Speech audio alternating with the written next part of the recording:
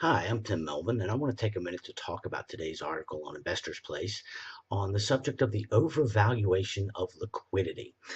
This article came about out of a conversation I was having with Tobias Carlisle of Greenback.com the other day, and we were talking about what does and doesn't work in the stock market. And on the subject of banks, he mentioned that he'd found the most successful banks were those that traded below book value and were buying back their own stock at a very high rate.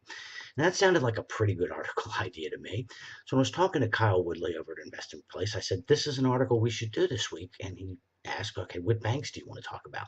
So I gave him the list and he came back and he said, wow, you don't really think much about liquidity and trading volume, do you? And I made the statement then, and it turned into the article that liquidity is the most overvalued aspect of the stock market. Just because we have the ability to buy and sell shares in the blink of an eye doesn't really mean that we should. Sometimes the liquidity of the stock market, the fact that we can transact rapidly, leads us to make some pretty horrific investing mistakes.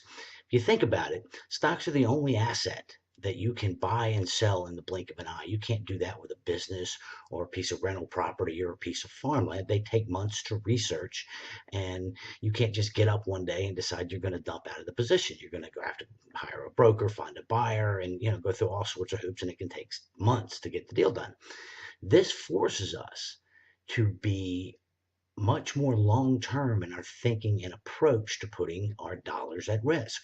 We're going to spend a lot more time making sure that the asset we want to buy is the type of quality asset that can go up over time. And we're going to make sure we pay a very good and reasonable price for the asset that we're buying because we're going to be stuck with it for an extended period of time. Investors should take exactly this approach to the stock market as well.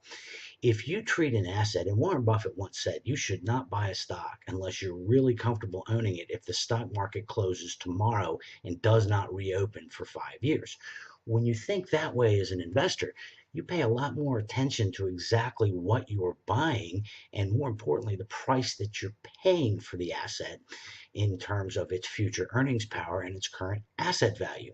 So using longer term thinking is going to encourage us to take less flings and flyers. We'll be a lot less reluctant to act on tips from coworkers around the water cooler because we know that we're buying this asset for an extended period of time. Now, in my portfolio, I own a lot of small illiquid investments. Some of the banks I own are $7, $8 million in market capitalization.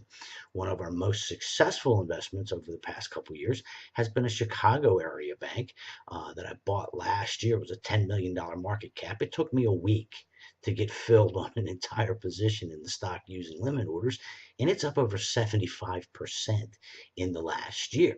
Now, the stock went down before it went up, but I wasn't in a position to panic out of it just because it went down. It was going to take me another couple weeks probably to sell my shares, so I had to sit through it. Before I bought it, I made sure all the numbers added up, and I knew that I was getting quite a bargain for my dollar and that the stock was worth a lot more than the price I was paying for it. I knew I was going to be stuck in it. There was no panicking in and out of it. And as a result, I earned a very nice rate of return on the money that I put at risk there.